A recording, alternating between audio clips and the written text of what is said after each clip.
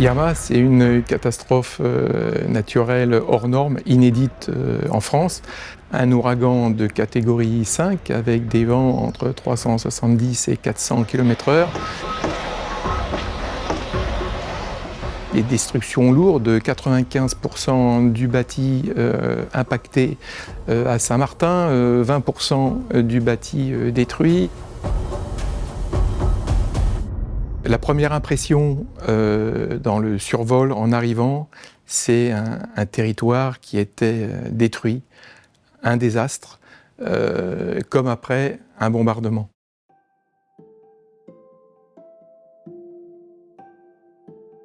Presque immédiatement, le gouvernement a mis en place un dispositif d'accompagnement d'urgence. Et c'est à ce moment-là qu'on a dit il faut aussi que nous, en tant que recherche, on soit présents.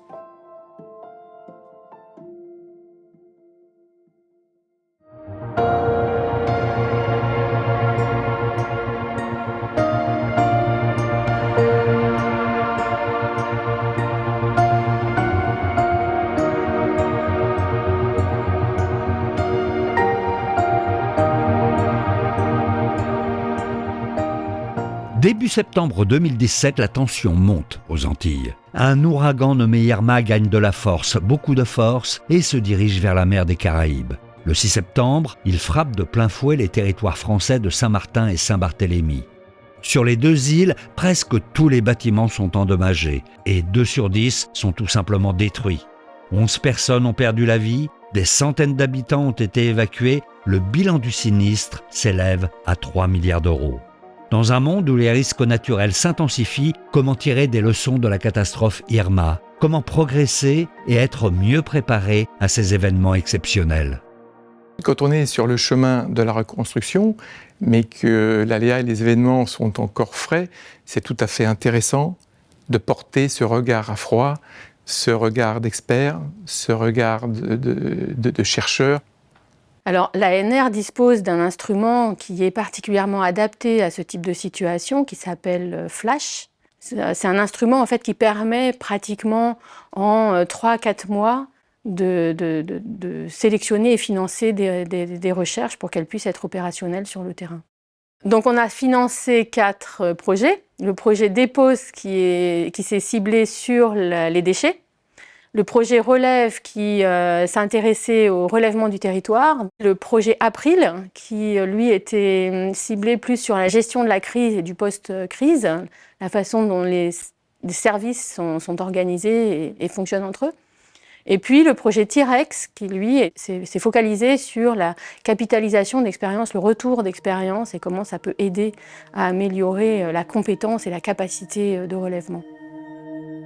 Après 4 années de recherche, c'est l'heure du bilan pour les scientifiques de cet appel à projet inédit.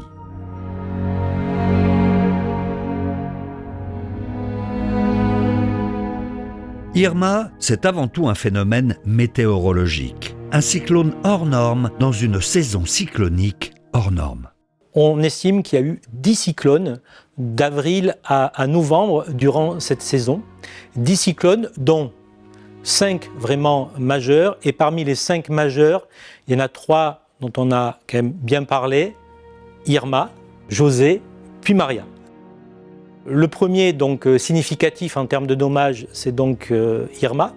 C'est un cyclone dit capverdien qui prend naissance donc au large de l'Afrique au niveau du Cap-Vert, qui a ensuite pris une trajectoire vers l'ouest, qui est remonté sur les Antilles et qui a frappé de plein fouet ce qu'on appelle les petites îles du Nord, et en particulier donc nos territoires français de Saint-Barthélemy et de Saint-Martin. Les chercheurs du projet T-Rex et de Météo France saisissent l'occasion pour tester la fiabilité des modèles météorologiques de prévision des cyclones. Ils ont réussi à remodéliser a posteriori donc les bonnes trajectoires, notamment la trajectoire de Maria, ce qui montre que les modèles sont aussi des modèles fiables pour la prévision. Ensuite, Météo France, les collègues donc, de l'Université des Antilles, qui sont vraiment des modélisateurs, ont changé de modèle. Ils ont fait une descente d'échelle pour essayer de modéliser au niveau donc, des îles, et notamment au niveau de Saint-Martin et Saint-Barthélemy, les vents, la pluie, à une maille beaucoup plus fines, de l'ordre du quartier, c'est-à-dire sur des résolutions de 30 mètres. Ça, c'est un travail qui était totalement innovant sur les Antilles. C'est la première fois que c'était fait. Ce qui est intéressant à travers les résultats très fins qu'on obtient, c'est qu'on voit déjà des structures dans le cyclone. C'est-à-dire quand le cyclone passe sur le territoire, on peut voir qu'il y a des mini-tornades en fait, qui se forment dans le cyclone, qui explique d'ailleurs la diversité des dommages qu'on a et la variabilité spatiale des dommages. Ensuite, grâce à la modélisation, on voit que le relief joue sur la vitesse du vent. Autrement dit, c'est sur les lignes de crête qu'on va avoir les vents les plus forts. Je pense que là, on a atteint tous les records. Alors, ce sont des records modélisés. Semble-t-il, c'est sur Saint-Barthélemy qu'on a vu les rafales les plus fortes. Ça a pu dépasser 430 km/h sur certains secteurs. Aucune construction n'est théoriquement capable de résister à des vents aussi forts. Pour évaluer et mieux comprendre l'ampleur des destructions, il faut aussi aller sur le terrain. Quelques semaines après la catastrophe, les équipes de Tirex se rendent à Saint-Martin et Saint-Barthélemy. Alors, ce qui était très intéressant déjà, c'est de voir que l'effet des tornades qu'on a compris après par la modélisation, on l'a vu sur le terrain. C'est-à-dire que d'un bâtiment à l'autre, on peut avoir des intensités très variables des dommages, voire même des petites cases a priori très fragiles qui avaient résisté, parce que soit elles n'avaient pas été prises par un effet de tornade, soit parce qu'elles avaient été abritées par un bâtiment plus grand.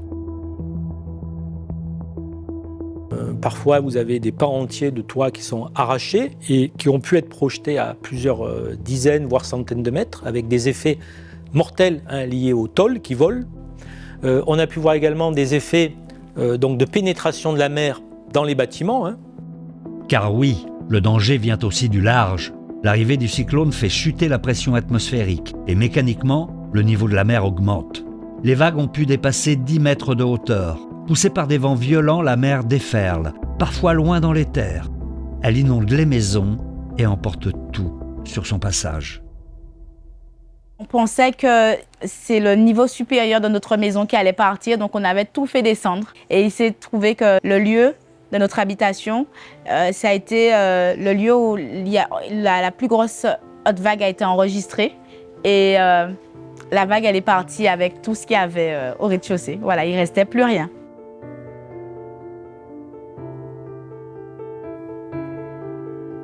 Le cyclone Irma a aussi redessiné les contours de ces îles. L'érosion causée par la mer fut si violente que par endroits, le trait de côte a reculé d'une centaine de mètres. Ce qui est intéressant en termes de solutions futures fondées sur la nature, comme on dit maintenant, c'est que dans les secteurs où on avait encore une végétation littorale, végétation notamment de type mangrove, il y a eu réellement un amortissement significatif des houles et des vagues dans ces secteurs, alors que là où on avait urbanisé jusqu'au front de mer, eh bien, faute de ralentissement et de perte d'énergie, eh bien, les vagues sont cassées au plus près des infrastructures et donc l'effet a été encore plus fort d'érosion au droit des maisons qui possédaient des enrochements ou des murs de soutènement. Souvent, c'est vrai qu'on a tendance à associer beaucoup le vent au cyclone et on néglige ses effets sur le littoral. Sur le terrain, toutes les méthodes sont bonnes pour observer et dresser un inventaire des dégâts. Et les drones apportent aujourd'hui un autre regard. On assure un vol quadrillé à 70-80 mètres d'altitude. On va ensuite donc corréler toutes les images obtenues sous différents angles de prise de vue pour restituer ça en 3 dimensions et obtenir ce qu'on appelle par photogrammétrie une vision 3D donc, du territoire, donc des modèles numériques de surface qui permettent d'apprécier donc l'intensité du dommage vu du ciel et aussi de calculer des volumes de débris. Voilà, volumes de débris qui ont été estimés au total à près de 2 tonnes par habitant sur Saint-Martin. Tous les débris se mélangent au passage d'un cyclone, ceux de la nature avec ceux de la vie quotidienne. Le premier travail après la catastrophe, c'est de tout nettoyer. Mais comment gérer tous ces déchets et les évacuer, surtout sur une île? Des questions étudiées de près sur Saint-Martin par les équipes du projet d'EPOS. Malheureusement, on peut retrouver des choses qui sont vraiment pas drôles, genre des cadavres d'animaux. On peut retrouver beaucoup de matières aussi polluantes, des pots de peinture, ce que vous avez aussi dans une pharmacie, les médicaments que vous avez dans une pharmacie. Donc tout un tas de déchets qui normalement rentrent dans des filières très spécifiques parce qu'il y a des enjeux sanitaires, parce qu'il y a des risques de pollution importants. Ce sont des déchets dangereux qui là se retrouvent mélangés au milieu d'un canapé, d'un frigo, d'un lave-vaisselle, d'un micro-ondes et de vos habits et de déchets du bâtiment.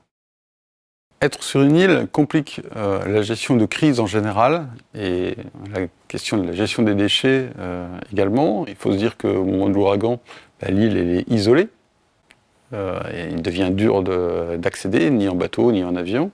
Et donc, l'île doit autogérer ses déchets et sa phase de crise pendant quelques heures, quelques jours. Et puis, les déchets font rarement partie des priorités en termes d'évacuation à la sortie, ce qui fait qu'on doit stocker les déchets, les trier, etc., dans une île qui n'est pas tout à fait prévue pour ça. Et bien, tous ces déchets qui d'habitude partent ailleurs, sur d'autres territoires, là sont bloqués sur l'île et sont en quantité nettement plus importante que d'habitude. Sur Saint-Martin, on estime que les déchets du bâtiment qui ont été produits par l'ouragan correspondent à peu près à 2 ans de production des déchets sur ce territoire. En étudiant Saint-Martin en détail, les chercheurs ont créé un outil pour aider les collectivités dans ces situations de crise. Avant l'arrivée d'une catastrophe, ils simulent par exemple les tonnes de déchets attendus selon les bâtiments et selon l'intensité du phénomène. L'outil ne donne pas la solution. Il permet de travailler avec les acteurs locaux en leur disant « vous avez plusieurs camions, vous pourriez collecter de manière un peu différenciée les différents flux de déchets. Vous n'avez qu'un camion ou très peu de camions, vous allez collecter de manière groupée parce que vous n'avez pas le choix. À ce moment-là, peut-être que sur l'aire de dépôt, vous pourrez trier des choses, mais dans ce cas, il faut qu'elles soient plus grandes. Et il faut qu'elles soient équipées différemment. Aujourd'hui, sur ces moments extrêmes, que peuvent être des ouragans, mais qui peuvent être aussi des inondations, des canicules, etc., ce moment est assez peu pensé dans nos planifications et dans nos façons de procéder.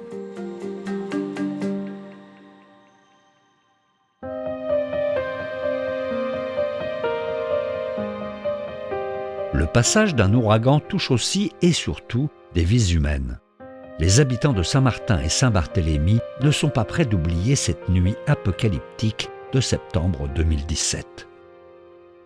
C'était un phénomène d'une violence absolue. Ça a été une nuit qui était assez intense, surtout avec les problèmes pression-dépression qui, je dirais, les baies vitrées sont très secouées. Donc vous imaginez que c'est plusieurs heures, c'est intense et vous ne pouvez pas laisser baisser votre garde parce que sans quoi ça peut partir très rapidement en catastrophe.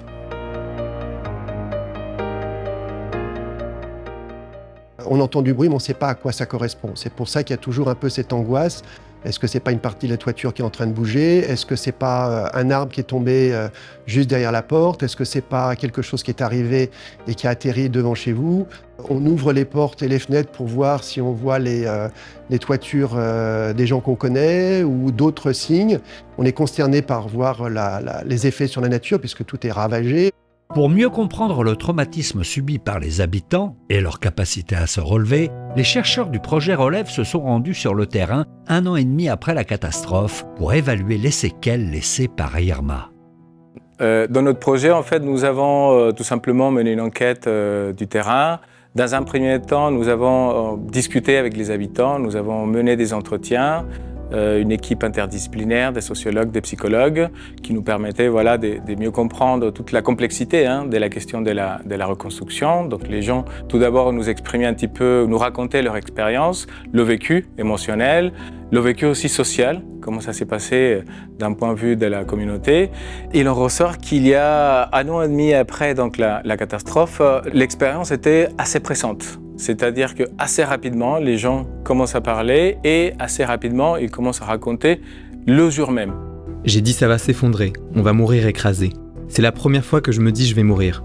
On est enfermé, on est dans le noir, il n'y a pas d'électricité, il n'y a pas d'infos, il fait chaud. On a passé la deuxième partie du cyclone à 15, à tout tenir parce que ça vibre tellement qu'on a l'impression que tout va exploser comme une cocotte minute.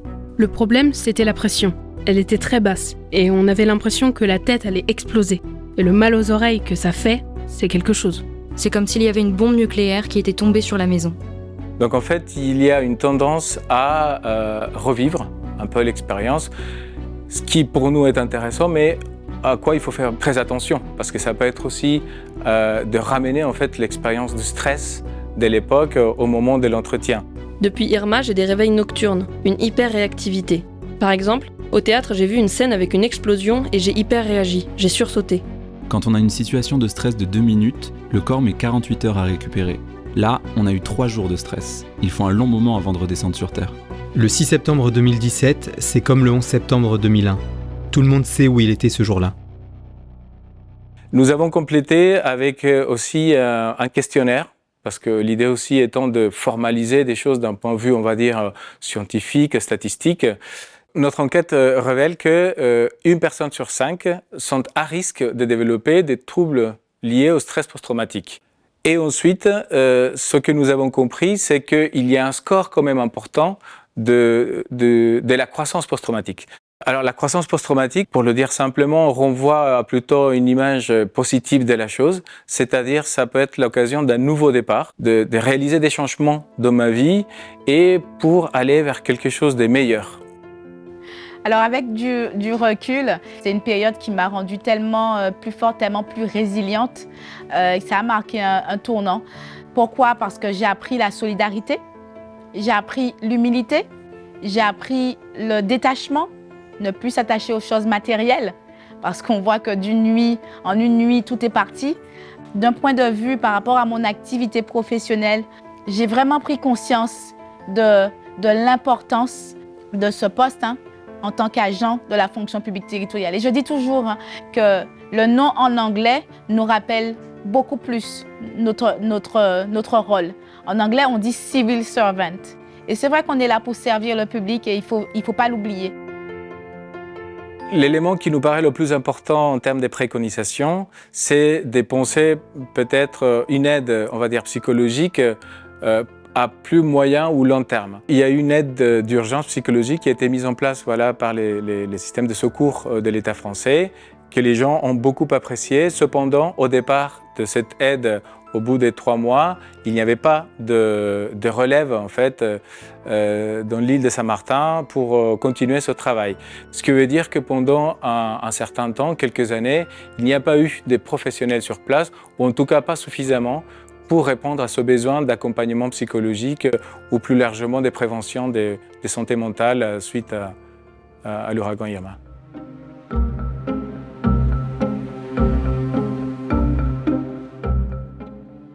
La gestion de crise, c'est d'abord être capable de prendre les bonnes décisions pour anticiper ce qui va se passer dans les prochains jours, les prochains mois, et ce, malgré l'urgence dans laquelle on se trouve. On est arrivé avec un dispositif considérable, avec des moyens de la sécurité civile, des pompiers, des soignants, des militaires. Dans un contexte de ce type-là, il y a un certain nombre de priorités absolues, que sont le secours, l'aide aux personnes, que sont la sécurité, les questions de gouvernance, de dialogue entre les parties prenantes pour prendre des décisions, de circulation d'informations.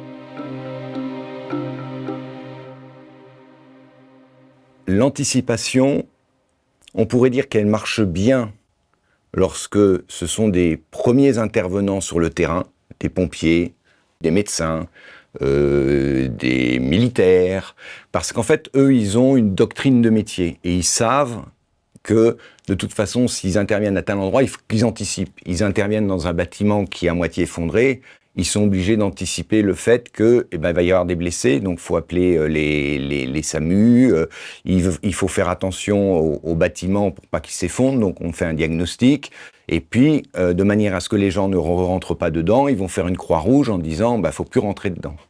Là où ça devient plus délicat, c'est que les informations qui remontent de ces métiers arrivent sous forme de petits morceaux de puzzle dans une cellule préfectorale par exemple. Et il est très difficile pour un préfet et son équipe de reconstituer les petites images qui leur arrive sous forme d'une image globale qui est le pulse fini, de manière à donner un sens à la crise, permettre d'une anticipation derrière. Parce que si on n'a pas l'image globale, le 360 degrés, on n'est pas capable de donner du sens à la crise, on n'est pas capable de positionner nos actions dans une perspective d'action.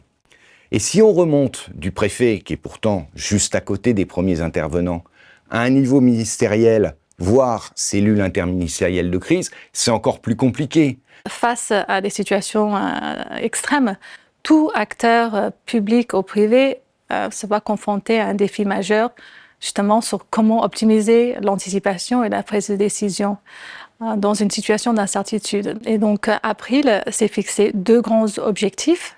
Tout d'abord, la capitalisation de l'expérience Irma, José et Maria, pour essayer d'identifier les recommandations pratiques en termes d'anticipation et en termes de prise de décision pendant la temporalité de la crise.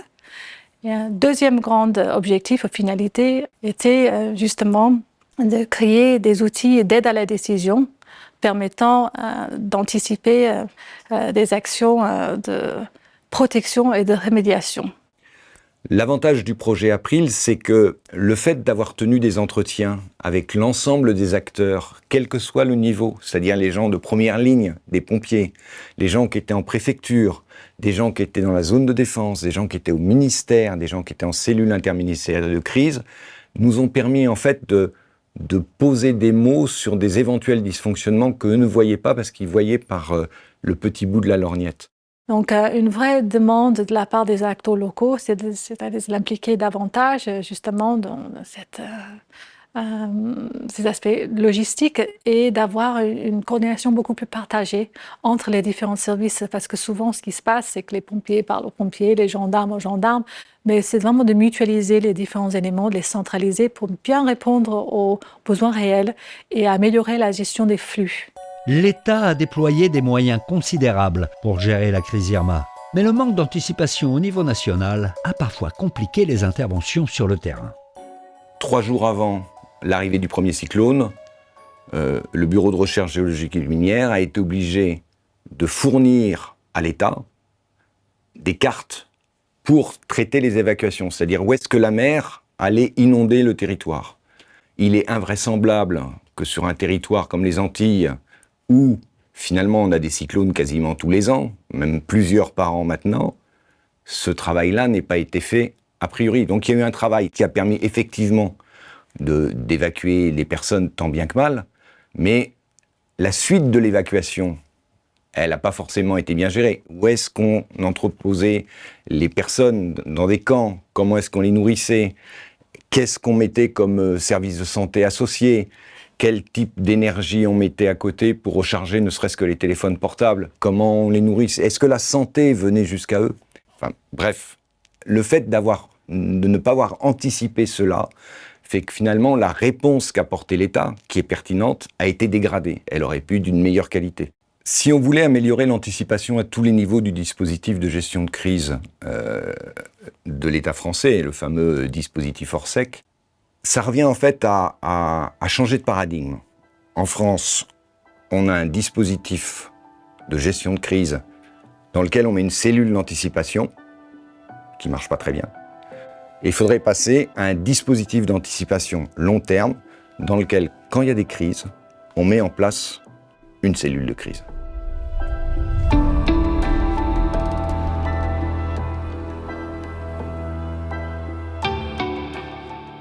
Une fois passée l'urgence des premiers jours, des premiers mois, le temps de la reconstruction s'impose.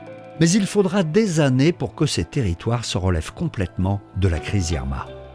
Encore au jour d'aujourd'hui, je connais des maisons qui n'ont toujours pas encore été réparées pour toutes sortes de raisons, parce qu'il est différent avec l'assurance. Mais je dirais que Saint-Barthélemy est assez résilient d'une manière générale. Ça a bien pris quand même 2 ans pour récupérer une île qui soit complètement fonctionnelle.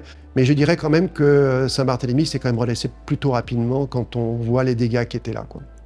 Je garde l'année 2020 en tête. Je garde l'année 2020 qui a marqué le tournant. L'ensemble de l'île avait recommencé à fonctionner de façon plus ou moins normale. Et alors la reconstruction, on peut la suivre et la cartographier, hein. Ce qui nous intéresse, c'est d'avoir ce suivi spatial et temporel d'un processus de relèvement d'un territoire. Dans les indicateurs les plus visibles, il y a bien entendu le suivi par imagerie satellitaire ou par drone des bâches, hein, qui s'enlèvent progressivement. Et on a pu suivre aussi le retour au fonctionnement des piscines, hein, qu'on peut apprécier à travers un changement de couleur des piscines. On a pu suivre aussi les fréquentations des locations via le site Airbnb.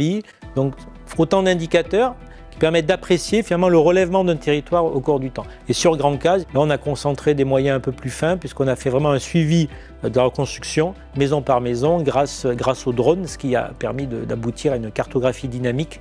Et là où on voyait effectivement une certaine lenteur dans la reconstruction, on a essayé de comprendre. C'est là qu'on voit qu'il y a des facteurs de blocage qui interviennent, notamment le fait d'avoir des copropriétés, l'absence d'un expert, l'absence d'assurance. Tous ces facteurs vont jouer bien sûr sur le retour à la normale, notamment dans les îles où il y a une très faible couverture en termes d'assurance, donc des gens qui sont retrouvés totalement démunis face à leur maison endommagée. Ce que nous avons pu observer, c'est que les quartiers les plus pauvres et les populations les plus pauvres ont eu beaucoup plus de difficultés à reconstruire, n'ont aujourd'hui pas forcément pu encore reconstruire, et donc ça a encore renforcé les inégalités sociales qui étaient déjà présentes sur ce territoire avant. Et nous n'avons pas réussi en assez grande ampleur, à notre sens, à essayer d'accompagner les populations les plus pauvres sur ce territoire pour les aider à reconstruire, soit en leur apportant un soutien financier, soit en leur apportant des conseils techniques aussi sur comment reconstruire. Il y avait également des manques de matériaux, de main-d'œuvre, de nombreux sujets en fait qui se sont accumulés, qui ont fait que c'est d'abord les populations les plus aisées vers lesquelles tous ces matériaux, toute cette aide finalement a été dirigée parce qu'ils étaient dans un bon cadre, et les populations les plus pauvres, elles, ont été, malgré des bonnes initiatives, n'ont pas été assez accompagnées. Sur les bonnes initiatives, je pense notamment à la mise en place d'un accompagnement par les compagnons bâtisseurs. C'est une initiative concentrée sur les quartiers les plus populaires. Des experts sont venus pour aider, alors déjà reconstruire les maisons de manière plus résiliente, mieux adaptée par rapport aux conséquences d'un ouragan. Et également, ils ont embarqué avec eux des personnes de l'île qu'ils ont formées aux bonnes pratiques de reconstruction face aux risques cycloniques.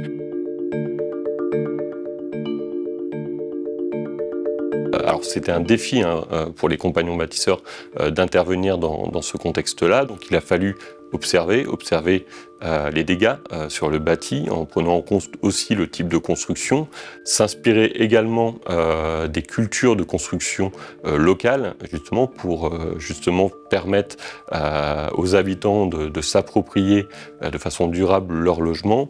On s'est également beaucoup documenté pour trouver des dispositions constructives qui soient adaptées à la réhabilitation en zone sinistrée. Et on a aussi beaucoup coopéré notamment avec les entreprises locales pour se former, mais aussi pour sous-traiter quelques lots de travaux qui n'étaient pas réalisables par les compagnons bâtisseurs. Outre la réalisation des chantiers qui étaient réalisés par nos équipes en chantier participatif ou en chantier auto-réhabilitation accompagnée, où là on avait vraiment la participation très active des habitants. 2 centres de ressources ont été créés sur le quartier d'Orléans et sur le quartier de Sandringham, qui ont été des quartiers fortement touchés par cette catastrophe, où on a pu mettre en œuvre des animations collectives, prêter de l'outillage aux habitants pour qu'ils puissent aussi avancer dans la réhabilitation et l'entretien de leur logement. Et tout cet investissement-là, il va permettre en tout cas aux habitants de s'investir durablement dans la reconstruction de leur habitat. Les cyclones sont là pour révéler un petit peu les faiblesses, c'est-à-dire que ce qui doit partir va partir. Et si ça part, c'est pour une bonne raison, c'est parce que justement les modes de construction ou les techniques de construction n'étaient pas adaptées, et c'est pour ça que dans la reconstruction, le fameux Build Better devrait faire en sorte que oui, si vous reconstruisez, mais vous devez reconstruire avec des normes qui effectivement permettent d'avoir quand même une meilleure sécurité des personnes et des biens. Et si, pour être résilient, il fallait aussi renoncer à construire dans les zones les plus exposées? L'État s'est emparé de cette question seulement quelques mois après le passage d'Irma. Une initiative suivie à la loupe par le projet Relève. Des équipes d'experts sont venues pour essayer de cartographier jusqu'où est venu le plus haut niveau marin. Et à partir de cette information, ils ont essayé de définir de nouveaux secteurs où on allait interdire la construction. Simplement, un plan de prévention des risques, son objectif majeur, c'est de limiter la construction de nouveaux bâtiments. Suite à Irma, on n'était pas dans une dynamique de construction de nouveaux bâtiments, mais dans une dynamique de reconstruction d'un bâtiment existant qui était endommagé. Et le plan de prévention des risques, ce n'est pas un outil pour accompagner la reconstruction, ce n'est pas du tout son objectif. Ça a créé d'énormes tensions sur le territoire, d'une part du côté de la collectivité parce qu'ils se sont dit qu'ils allaient voir potentiellement les secteurs où ils avaient l'intention de se développer économiquement, peut-être s'empêcher de pouvoir construire de nouvelles infrastructures touristiques. Et du côté des habitants, ils étaient dans l'inconnu de savoir s'ils allaient pouvoir rester habités sur les endroits où ils avaient leur maison. Ce plan de prévention de risque, on pense qu'il aurait été pertinent peut-être de le lancer, mais qu'actuellement, une fois que la reconstruction était bien avancée. On a mis des moyens humains supplémentaires, c'était une très bonne chose, mais on ne les a pas mobilisés sur le bon sujet finalement.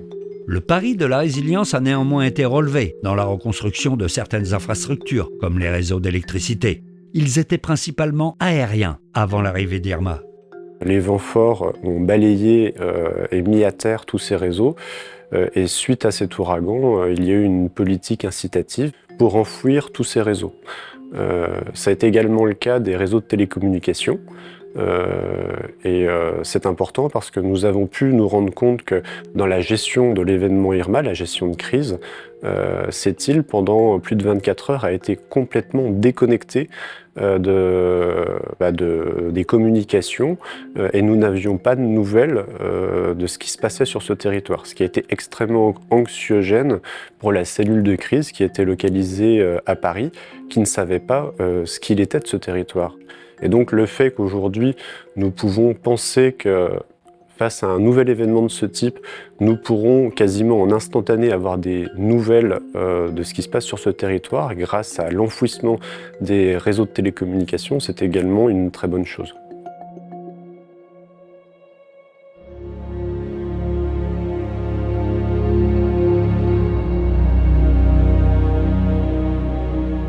Le temps de la recherche, il est particulier. En général, quand on fait des recherches, on quitte un territoire, on ne garde pas forcément de lien. Cette expérience du travail autour de l'ouragan Irma nous a appris en fait qu'il est important, il est fondamental de garder ce lien avec le territoire, comme on dit.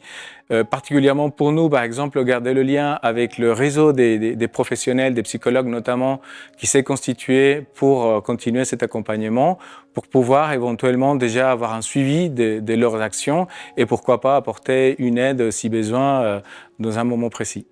Donc le lien, il se fait directement en allant rencontrer ces acteurs dès le début. Nous, on se permet pas, en tant qu'équipe scientifique, que ce soit là ou ailleurs dans le monde, d'intervenir sur un territoire sans coéquipiers locaux. C'est ce lien en fait humain finalement que nous avons tissé avec les acteurs locaux, que nous avons essayé de préserver tout au long du projet, de maintenir et de faire des restitutions assez ciblées au fil de l'eau pour leur apporter des réponses. Je pense qu'il faut casser aussi la barrière entre le scientifique et les gens. Donc nous, on a essayé de construire une image de gens accessibles. On n'est pas toujours assez sollicité alors qu'on est... On est fait pour ça parce qu'on est aussi des enseignants. En fait, il y a deux problèmes. Il y a un problème de langage et puis il y a un problème de gouvernance. Le problème de langage, un exemple simple, lorsque j'étais en cellule de crise sur ces cyclones-là, les chercheurs qui travaillaient avec moi travaillaient sur la simulation des submersions. Le premier rapport que j'ai eu faisait 50 pages. Des équations partout, des incertitudes partout. Nous avons concentré ceci en un message de 10 lignes et ça a tellement bien marché auprès des cellules de crise du ministère de l'Intérieur et de l'interministériel que finalement, toutes les 4 heures, on nous a demandé de remettre à jour cette prévision. Donc, traduire un langage de chercheur en un langage de pompier est une des clés. Il est vrai que le chercheur a développé une conscience récente de l'utilité de ces résultats et c'est la raison aussi pour laquelle T-Rex justement ciblait ce travail de valorisation et de transfert de connaissances dès le départ dans le projet. Et donc on a produit un certain nombre de supports très variés, très dynamiques, si possible attractifs, pour finalement faire perdurer cette représentation et cette mémoire d'un cyclone de catégorie 5. On a vu par exemple que lors d'Irma, les adolescents finalement avaient été très impliqués dans l'effort de reconstruction. On a vu à travers les enquêtes qu'ils étaient mobilisés, qu'ils avaient des questionnements, qu'ils avaient bien compris aussi le rôle qu'ils devraient jouer plus tard.